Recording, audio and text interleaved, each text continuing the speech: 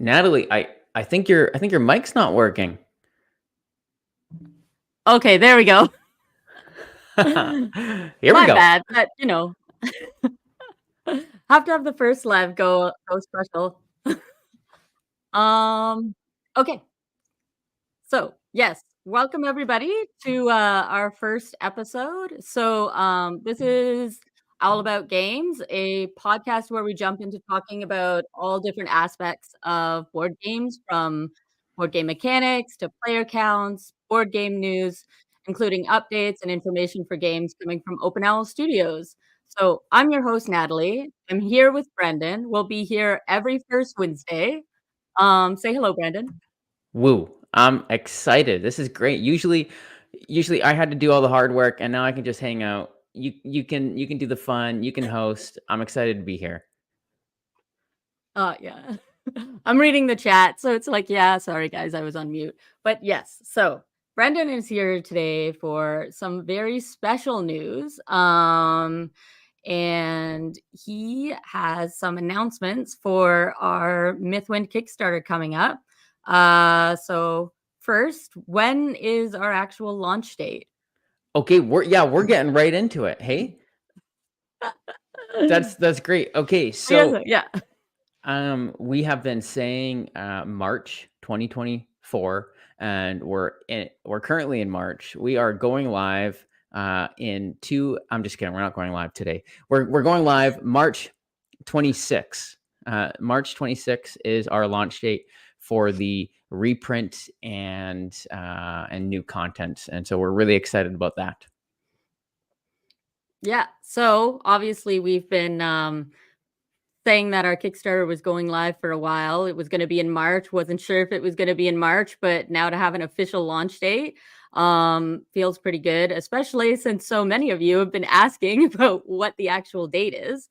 So obviously it's a Mythwind reprint and expansion. So we will be doing the reprint of the base game of Mythwind along with all the original bits, but there's a new expansion coming out that we haven't officially announced either. That if Brendan, you wanted to share a bit about that. Yeah, this is great. So we'll be having some more information kind of over the upcoming month. I think Natalie might have a few other kind of questions later, but we have we have kind of some smaller things and some one particularly kind of larger expansion that we're really excited about. And this I think I've teased it in some like group chats and whatnot, but before I kind of show the box and everything, Nathan and I, co-designer, we went into this expansion design with kind of the big theme of player interaction in mind. One of the things that we had been working on kind of on and off during Mythwind's development was the actual like hey, how do these kind of characters interact with one another in more direct ways?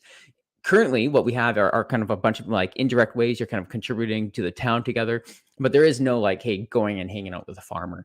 And this is something that we wanted to explore, but for those of you who have Mythwind, it's such a already kind of massive game that we were like, okay, hey, if we're going to do an expansion, let's leave this kind of character interaction for the expansion. And so we ended up designing this expansion called Friends and Family. So this is the first look at the cover art for Friends and Family.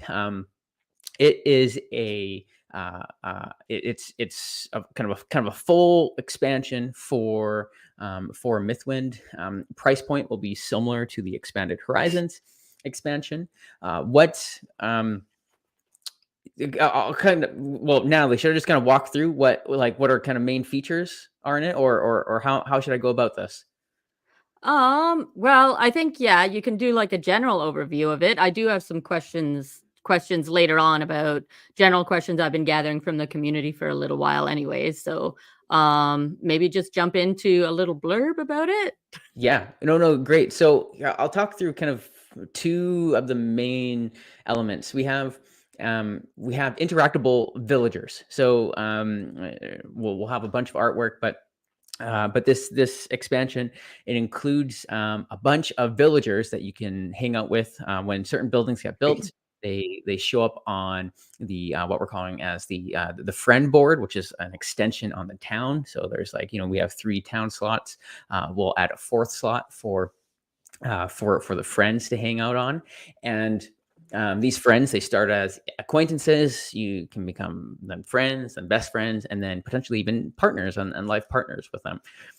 They're each with a distinct personality. There's kind of a story element that runs through the course of the friendship, which is really neat. And when you kind of level up a friend to its maximum potential, to the partner, they operate as a new kind of ability that you can utilize on your turn.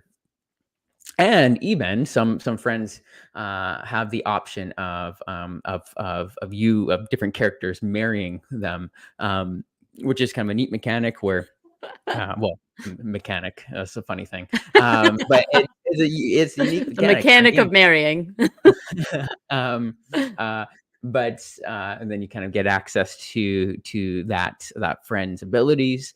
Who knows? Maybe there's children dice involved. We'll see about that. So that's a whole friend element, and the main way of interacting with friends is attached to buildings. So I don't know if we have a baker friend. I should check that. But let's say you build the bakery. There is we'll provide a replacement bakery card, and as a part of the reward is the kind of the icon of that friend, and then they get placed on the board. And then anytime you use the bakery, you perform the baker action. The bakery action as usual, but then it also has this new action, which is called the gather action. uh, Gather action is kind of like throwing a party. So let's say, Natalie, you use the hotel, which has one friend involved. I use the bakery, which has another friend involved. We perform the gathering action together. So we Oh, basically spend some time inviting guests. The guests that can show up are any of the playable characters, so any of us, and then any of the friends, the villagers that we use to gather action with. And everyone kind of shows up to this party, and there we have to kind of perform a little bit of a dice check to see if our friendship making skills go well. And so depending on the level of friend, they'll have a different value. So maybe it's a 3+ or a 4+. And okay. all of the characters who are playing, so you and I, we're playing this game, we have to contribute hired workers to this kind of dice roll. And then we all roll our dice together. We add up the values. If we meet or exceed the combined value of the friends, then we gain a heart on each of the friends. And kind of depending at certain levels, is you can kind of level up your friends based off the number of hearts that they have. So get this kind of fun group moment where everyone can kind of like throw a party together, which is kind of really neat. And it's this element of interaction where even if you're not doing the gathering action, you can still kind of come to the party. I can invite you to the party, and then Everyone's we do. invited to the party. We're inclusive here. Yes, exactly. um so yeah, that's lots of fun. um so so um, that's the gather action. So that's kind of one big element, and then the other element is character interaction. And so this is still, we're tweaking some of these things, but the idea is that every character gets like an interactable town action spot. So let's say you're playing the Oh. farmer, I'm playing the ranger. I can place my ranger, instead of onto one of the town actions. I can place it onto the farmer action, where basically I'm going to the farm, and I can purchase some strawberries from you. So I actually give you coins. I purchase the strawberries, and those Oh. strawberries will have a unique benefit for the ranger when I go on an expedition. So they'll like Oh, that's provide me awesome. they'll provide me a bonus for my expedition. Yeah, so we have like those elements kind of throughout. So what's another one that we're talking about? Yeah, so it really brings a lot more interaction between the board and different players for this expansion, right? Yeah. So Yeah, exactly. And direct interaction. So yeah. the crafter is a good one. So let's say I'm playing the crafter, you as the farmer, you can come to kind of the crafter spot, and you can like issue a request, where you give me a request card that you have to complete, as usual, just like a crafter can complete a request.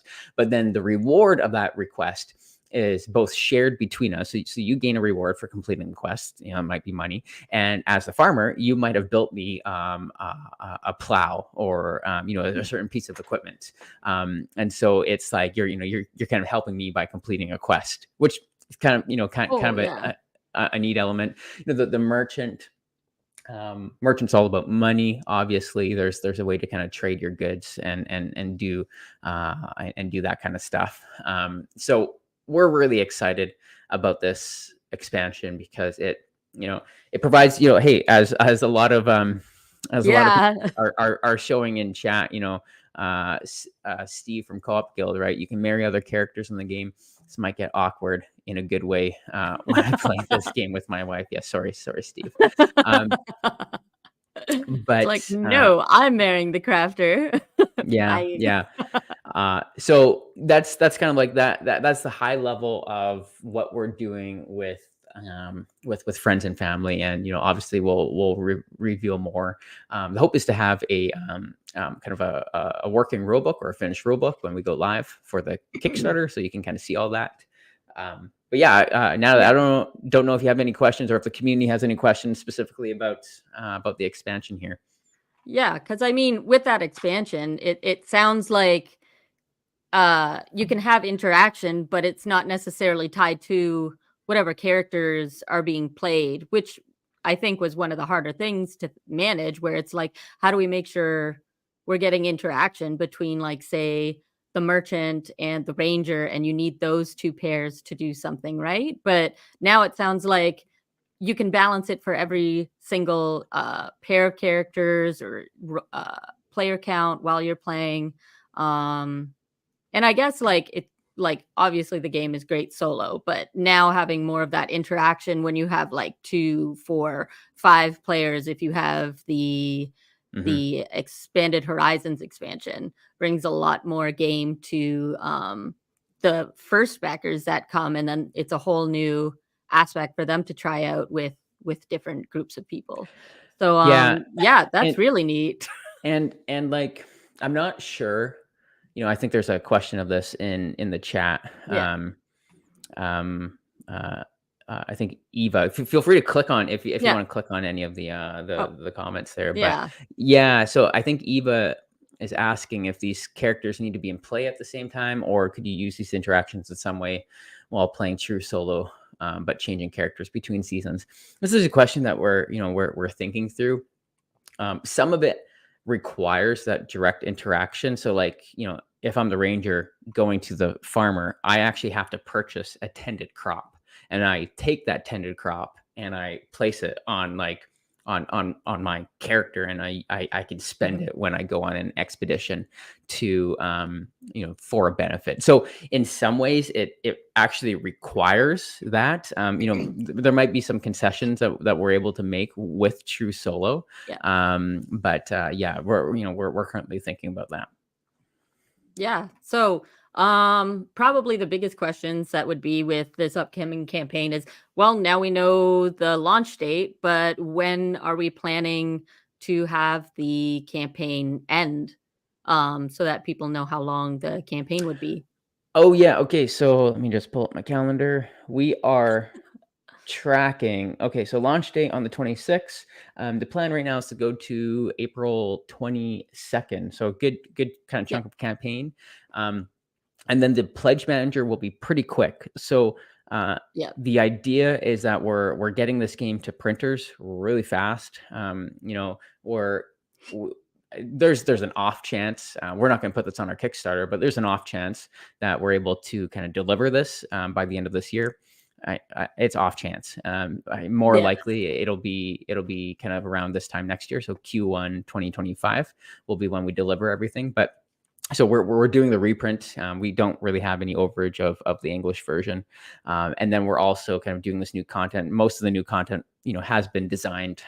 We just want to make sure that it's kind of tight together, and that Oh everything's yeah. kind of working. Yeah.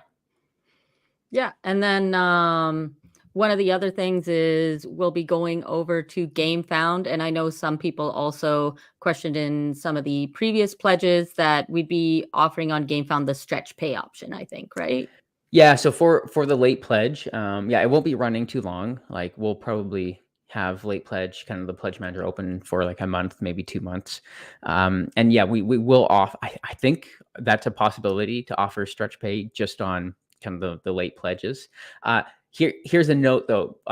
You got to make sure you back at least $1 during the campaign. So we're you might ask this, but we're doing a giveaway um, Yeah.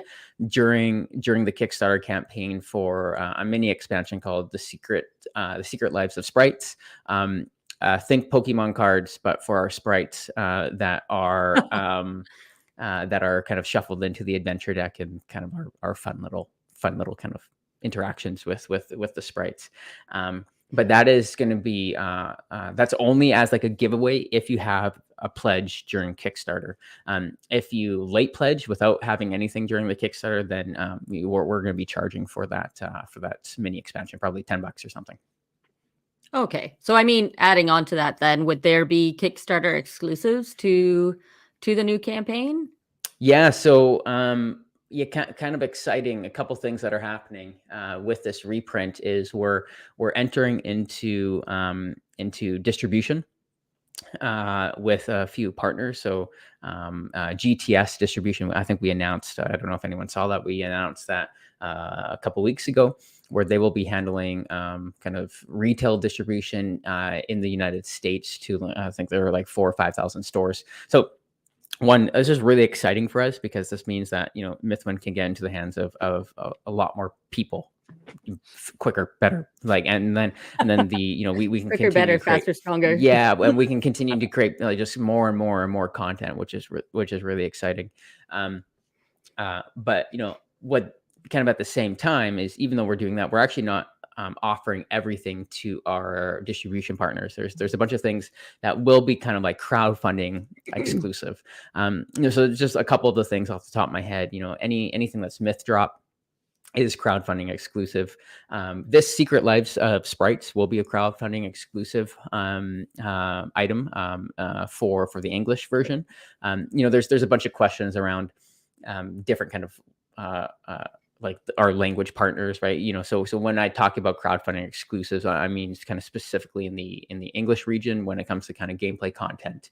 And then we have we're not going to announce it today, but we have a bunch of kind of new add-ons that are like fun cosmetic. Well, Oh, are they cosmetic things? Some of them are cosmetic things. Some of them are like physical things that you quality of can life gameplay things. physical things that you can roll dice into I wonder what that would be.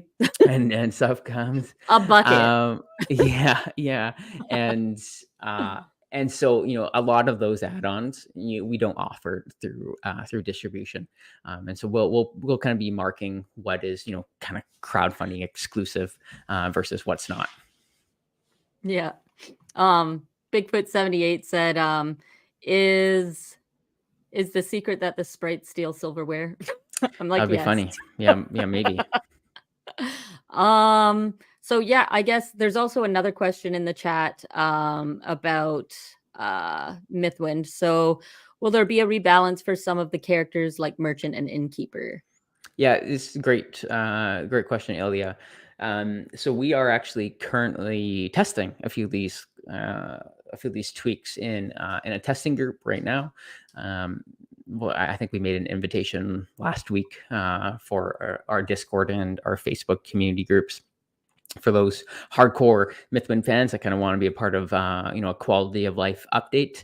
And so the idea is to do a slight tweak. The tweak is so far confined to the rule books. So the the journals. There's no kind of component changes, and the idea is to kind of bring a little bit of balancing, and specifically to the innkeeper and to the merchant. And so we have a really kind of good framework for that, as far as how we want to present that.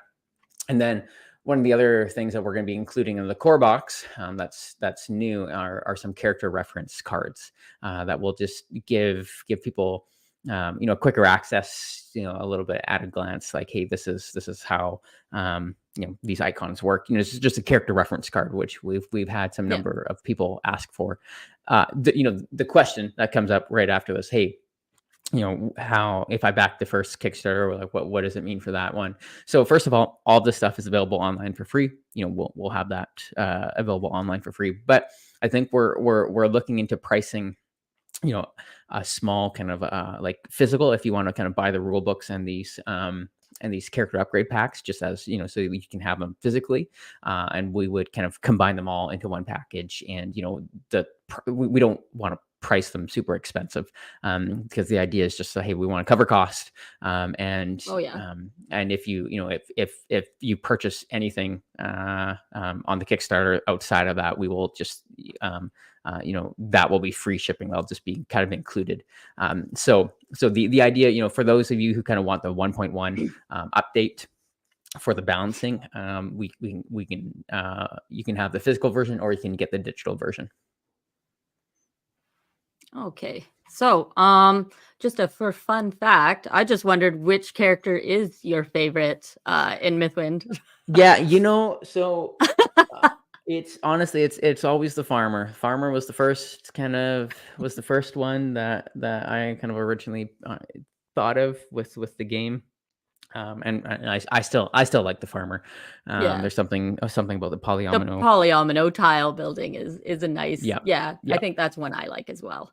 And then also, just to add on, since we've now announced the Friends and Family, whoa, puberty hit, Friends and Family expansion, we also have a Mythwind miniature painting contest going on. So originally we were trying to do it on Instagram, and unfortunately a few people said they've been trying the hashtag and it isn't showing up. So we have reworked it, and I'll have a link in the YouTube video. We also have it on our link tree and Instagram, and on our post on Facebook.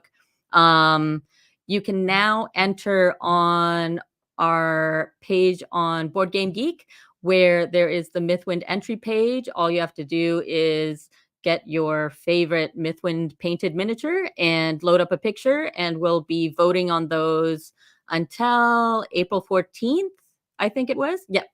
And then for the rest of that week, we'll be doing head-to-head face-offs to do like elimination round over a few days, with one ultimate winner being able to get a free copy of the newest expansion, Friends and Family, and we'll make that announcement by April 20th. So just in case, before it closes.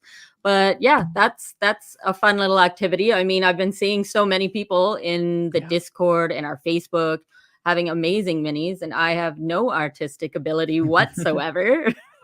It's almost laughable, my stick people. But yeah, I've been really loving seeing those ones come up. So that's another aspect that will be coming up with our Kickstarter at the end of March.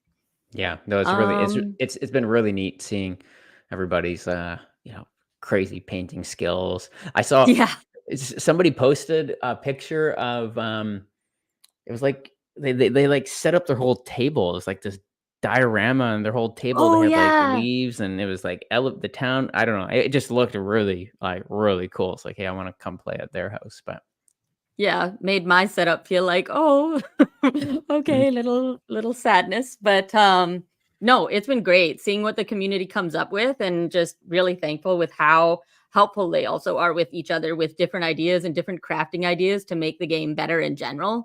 But yes, this was our first episode, and it's a big drop focus on Mythwind, but we will also be talking about our own board game experiences, board game designing, as obviously Brendan is a board game designer, different mechanics. So one of the questions we'll be covering is, so Brendan, what games have you played in the past month? And is there any like memorable moments that you have with games over the last month? Yeah, great question. So, my wife and I are still making our way through Baldur's Gate 3. So that takes up a lot of our gaming time. I know it's not a board game, but that takes up a I'll little bit just of our say gaming game, time. not board game. No, it's good. But I did actually. So I purchased Oathsworn, I think before Christmas, uh, and kind of had it shelved for a while. But then kind of finally busted it out a few weeks ago, or yeah, maybe 2 weeks ago. And it's a big game. Like physically, it's Oh big. yeah, I've Um, seen pictures of it, and then the miniatures are just massive. yeah, miniatures mess. It's cool. I really like a lot of the things that they're doing. And for a full kind of like reference, it's like, Gloomhaven, loved Gloomhaven, played through Gloomhaven, like, I don't know, maybe one and a half, two times. And dungeon crawlers, enjoy a lot of that stuff. But there was just something about sitting down and working through Oathsworn that I was weird. I was like, I just, maybe I'm changing as a gamer. I didn't have it in me to like do the Oh, work. wow. And it's like, the game's Yeah. great, and everything is just like, it just felt like it felt like so big, and it's just like a lot of work. And I'm like, "Oh, Campaigns can be hard, yeah. this is interesting." So, I looked over at my wife, and I was like, "Hey, I don't know if I want to keep on playing this." And she's like, "Okay, whatever." And then so I packed it up and I Just sold in the it, and middle it, of an attack or something, you're just like, "So, I don't really feel this yeah. anymore." Yeah, I ended up selling it the next day. So hey, Oh. yeah, so that, I don't know if that was a memorable experience, but that was a game I played. How about you, Natalie? Well, recently I was spending February with my sister, so I brought a whole bunch of games. Not everything got played, but I did bring the smaller Sleeping Gods Primeval Peril. Hmm, I don't know how it's said properly, so you guys will just have to deal with it. But I had only played a little bit of Sleeping Gods Distant Skies. I hadn't played the original, and I mean, I guess it's a campaign episode now, but campaigns usually, since I'm usually a solo gamer, the motivation for me to get things out and to get to them, and then especially when there's so many things you have to put out on the table and take mhm, down and that stuff. This game was actually really good. You could play it in like just one session for a day. You won't find everything that you need to find in Sleeping Gods, but you can play like one session and complete a campaign in maybe 4 or 5 hours.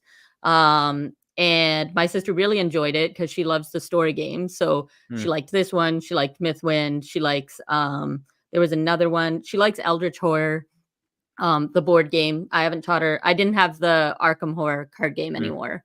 Um, but that one was really fun. And then yeah, I'm continuing my Sleeping Gods Distant Skies with some people here in Toronto. That was really good. We're not done yet, but yeah, I look forward to finding out where that one goes, cuz and it's pretty simple to save that one as well, cuz another thing is just saving games in between sessions I'm not going to remember. And then Grand yeah. Austria Hotel, I taught my sister that, and she absolutely loves it, Oh, and I hadn't cool. played it in so long, and it's a classic, but it's very good. I think it's very good, but Cool. Awesome. That's great. yeah. So, I think maybe we'll cap it at that for this episode, unless you have anything else you wanna add? No, it sounds good. I'm excited. Excited to get into this routine again of, the monthly update, monthly podcast. I'm really excited Yeah. for March 26th. So I guess the next our next podcast will be after the campaign has been live for a bit. So it'll be fun. We can kind of chat about some Oh, stuff that's yeah. happening. So Yeah, beginning of great. April, yeah. Yep, cool. We'll have a bit more to talk about, but it'll be Mythwind focused, but we'll get into more different Yeah, segments for our podcast yeah. because obviously it's It's an all-around board game podcast. it's interesting. We could have done a whole deep dive on Stone Saga. We went through Oh, yeah. a massive kind of beta test for that, but maybe we'll reserve that for next month. I think that'd be good to do a little segment on it. Yeah, yeah. just a little snippet until next time. Keep them teased until next time. Until next time.